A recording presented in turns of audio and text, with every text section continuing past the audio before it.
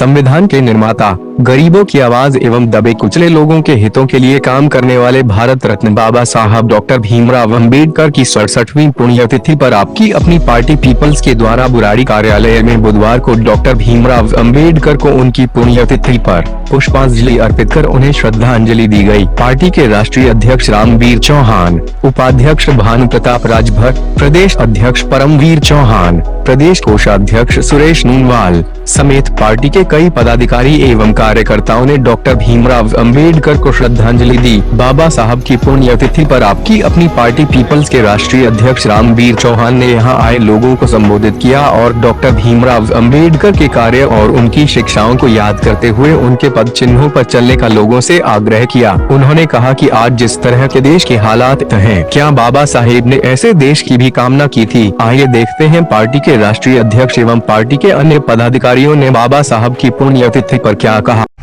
देखिए, बाबा साहब डॉक्टर भीमराव अंबेडकर इस देश के लिए नहीं, पूरे विश्व के लिए एक धरोहर है, विभूति हैं और उन्होंने संपूर्ण मानवता के लिए, मानवता के कल्याण के लिए काम किया है।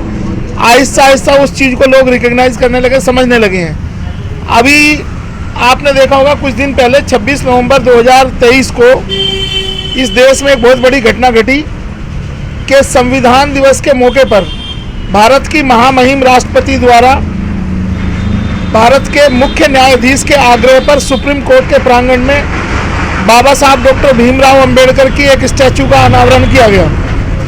तो आहिस्ता आहिस्ता लोग उन चीज़ों को समझ रहे हैं, जान रहे हैं कि बाबा साहब ने संसार में मानव कल्याण के लिए बहुत बड़ा काम किया है और उनको आज संसार का हर व्यक्ति एक सम्मान और आदर के साथ देखता है। लेकिन भारतीय परिदृश्य में अगर देखें तो उनके व्यक्तित्व को कमतर आंकने के लिए लोगों ने गलत तरीके से प्रचारित किया और जो लोग यहाँ सत्ता में आसीन थे उन लोगों ने किया।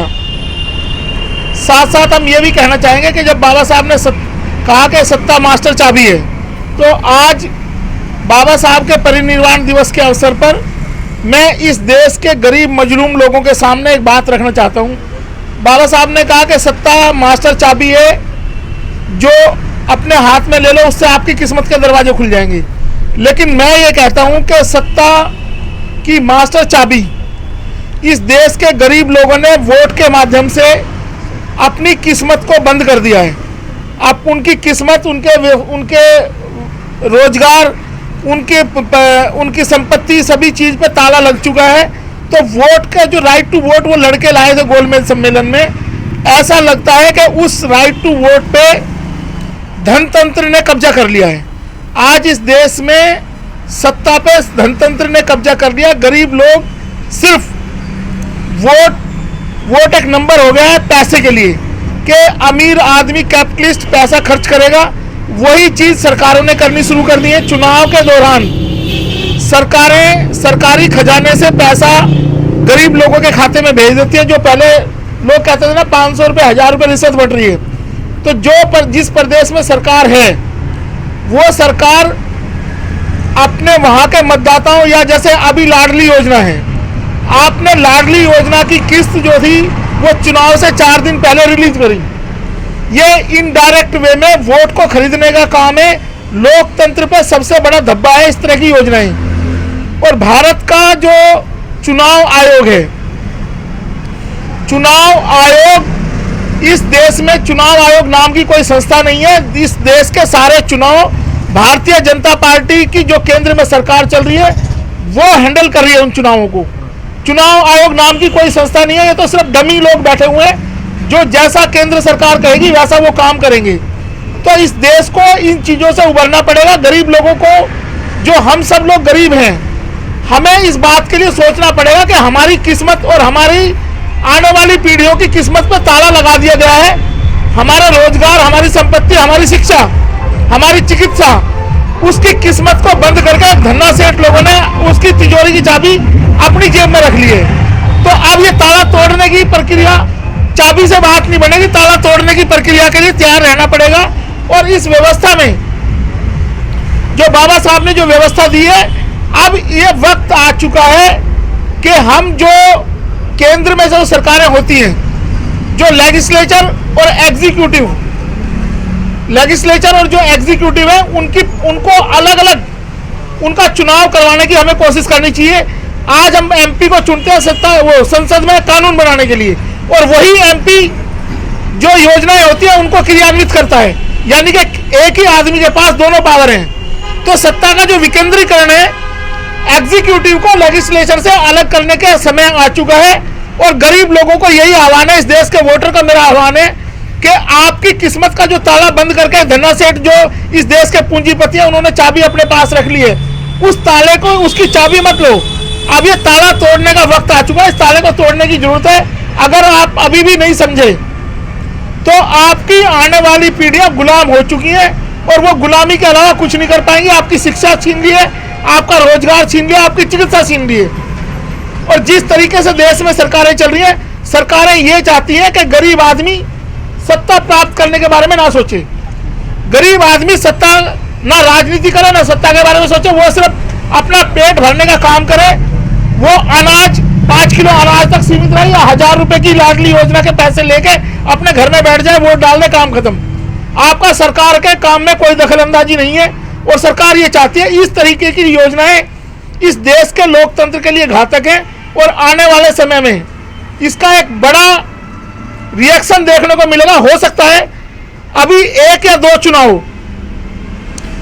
चुनाव की प्रक्रिया के बाद, 5 साल या 10 साल के बाद इस देश में रेवोल्यूशन की तरफ ये देश बढ़ रहा है, ये देश क्रांति की तरफ बढ़ रहा है। आहिस्ता आहिस्ता जब लोग डिससेटिस्फाइड होंगे वोटिंग सिस्टम से, लोग समझ नहीं पाएंगे वोटिंग सिस्टम को कि हमारे साथ अन्याय हो रहा है, तो इस अन्याय के खिलाफ विरोध शुरू होगा, और यह विरोध क्रांति में तब्दील हो जाएगा। देखिए, इस देश में 2 तरह की विचारधारा है। मैंने आपको पहले भी ये बात मैं बता चुका हूँ। एक वो व्यवस्था है जिसने जातियां बनाई हैं, जातियां बनाने वाली व्यवस्था आज इस देश के शासन सत्ता केंद्र पे काबिज है। एक वो व्यवस्था जो जातियों को मानती है, और वो व्यवस्था कौन सी है? जो गांधी को फॉलो करते हैं। तो गांधी का जातियों में बहुत ज्यादा विश्वास था। हम बार बार इस बात को कहते हैं कि दोनों व्यवस्थाएं एक ही हैं, एक जाति बनाने वाले, एक जाति मानने वाले। तो भारतीय जनता पार्टी और कांग्रेस दोनों एक ही सिक्के के 2 पहलू हैं, एक जाति बनाने वाली व्यवस्था को मानते हैं, एक जाति को चलाने वाली व्यवस्था को मानते हैं। तो ये जो तीसरी व्यवस्था है जो जातियों को तोड़ना चाहती है, जातियों को समाप्त करना चाहती है, हमने ये प्रयास शुरू किया। हमने पूरे देश में बिगुल बजाया, देश के सभी राज्यपालों को ज्ञापन दिया कि इस देश में जातियां समाप्त होनी चाहिए, ताकि जातियों के नाम पे राजनीति ना हो। और जब जातियों के नाम पे राजनीति खत्म होगी तो इस देश में गरीब आदमी अमीर के खिलाफ साधन लेने के लिए संघर्ष करेगा, इन संसाधनों के लिए संघर्ष करेगा। रामवीर जी, प्रधानमंत्री तो कहते 4 जातियां हैं, और आपकी पार्टी का भी जाति उन्मूलन जो है ये भारत के जो प्रधानमंत्री हैं, शायद उनको अपने आंकड़ों की जानकारी नहीं है। उन्हीं के जो मंत्री थे अरुण जेटली जी ने संसद के अंदर 4 लाख जातियां बताई इस देश में। तो प्रधानमंत्री अपना आंकड़ा करेक्ट कर ले कि जो उनका मंत्री था अरुण जेटली, जो वित्त मंत्री भी रहे, उन्होंने एक स्कीम पे संसद के अंदर बोलते हुए देश में 4 लाख जातियां बताई हैं। तो ये प्रधानमंत्री जी को देखना, वो 4 लाख जातियां हैं। तो फिर अगर जातियां 4 हैं तो मैं प्रधानमंत्री जी से अनुरोध करता हूं कि इन 4 जातियों के अलावा वो संसद के अंदर कानून ले आए कि इस देश में कोई जाति नहीं होगी। गरीब अमीर, जो उन्होंने बताया, स्त्री है और बेरोजगार, उन्होंने 4 लोगों को जाति बताया है। युवा, स्त्री और किसान। हाँ, ये 4 जातियां, किसान है, युवा है, बेरोजगार है, इन चारों को छोड़कर बाकी सारी जातियां खत्म कर दो। हम तो यही कहते हैं। हमने तो राष्ट्रपति को भी ज्ञापन इसीलिए सौंपा है कि इस देश की जो जाति व्यवस्था है उसको खत्म किया जाए, इस देश में कास्ट एबोलिशन एक्ट लाया जाए। और आपकी अपनी पार्टी पीपल्स लगातार इसके लिए प्रयास कर रही है। बाबा साहब के योगदानों के लिए हम उनको नमन करते हैं, पुष्पांजलि अर्पित, श्रद्धांजलि अर्पित करते हुए हम सिर्फ इतना देशवासियों के सामने कहना चाहते हैं लोगों से कि ये जो लोगों का पूर्वाग्रह होता है, किसी चीज़ के प्रति पूर्वाग्रह होता है, उस चीज़ को समझने से पहले एक अनुमान लगा लिया जाता है। उस पूर्वाग्रह के शिकार हुए बाबा साहब अम्बेडकर अब तक, और लोगों ने इनको पूर्वाग्रह, इनके प्रति जो प्रचार किया गया, दुष्प्रचार किया गया, पूर्वाग्रह का लोगों के देशवासियों में था वो, तो चीज़ें सोशल मीडिया के माध्यम से और युवाओं में जागरूकता के माध्यम से तो चीज़ें निखर के आई हैं। तो अब मैं अब तक का जो मेरा अनुभव है कि आप बाबा साहब अम्बेडकर को जितना पढ़ेंगे, उनके बारे में जितना पढ़ेंगे, आप उनके नज़दीक होते जाएंगे। इस देश में या समाज में, इस दुनिया में अगर जो मानवता को मानता है, जो भारतीयता को मानता है वो बाबा साहब अम्बेडकर जी को अपने बहुत पास पाता है। जो उनका एक कथन है कि हम सबसे पहले और अंत में भारतीय हैं, तो यह जो उनका वक्तव्य है यह एक प्रेरणा देता है कि हम भारतीय होने का प्रेरणा देता है। तो पूर्वाग्रह से जब आप निकलेंगे, मेरी युवाओं से सबसे अपील है कि आप अम्बेडकर जी को पढ़िए, उनको जानिए, ऑटोमेटिक आप डिसीजन लेने में सक्षम होंगे और आप उस पूर्वाग्रह से बाहर आएंगे। आपको लगेगा कि हाँ, ये मानवता के दूत थे, भारतीयता के पथ प्रदर्शक थे, तो आप उनको मानेंगे।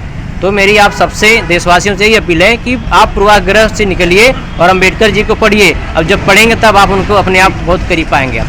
सर्वप्रथम मैं बाबा साहब के चरणों में श्रद्धा सुमन के साथ फूल अर्पित करते हुए यही कहना चाहूँगा कि इस देश में जो आज लड़ाई चल रही है वो पाखंडवाद और शिक्षा के बीच जो एक लड़ाई छिड़ी हुई है उसका आगाज़ हो चुका है, क्योंकि इसकी शुरुआत आपके उच्चतम न्यायालय से शुरू हुई है, जहाँ पर इनकी बाबा साहब की मूर्ति का अनावरण करके हमारे महामहिम राष्ट्रपति जी और चीफ जस्टिस ऑफ इंडिया ने जो शुरुआत की है, उससे हमें यही शिक्षा मिलती है कि आने वाले समय में हमें बाबा साहब के वसूलों पे चलना चाहिए।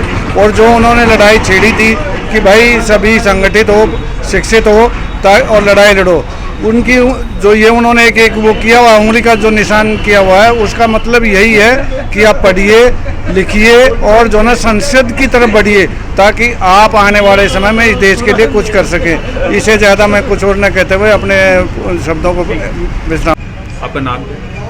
मैं संदीप बहुत बुराड़ी गढ़ी से, और मैं आज बाबा साहब के महापरिनिर्वाण दिवस पे आज जो आपकी अपनी पार्टी पीपल्स ने जो प्रोग्राम रखा है, श्री रामवीर चौहान जी ने जो प्रोग्राम रखा है, उससे बड़ा दिल गदगद हुआ कि पूरी बुराड़ी विधानसभा के अंदर एक पार्टी है, एक बंदा है जिसने बाबा साहब को एक बार याद किया। इस विधानसभा में जो हमारे दलित लोग थे सभी सिर्फ चुनाव के समय पे सबको बाबा साहब याद आते हैं। एक रामवीर चौहान जी हैं जिन्होंने आज कोई चुनाव नहीं है उसके बाद भी बाबा साहब को रेगुलर याद किया।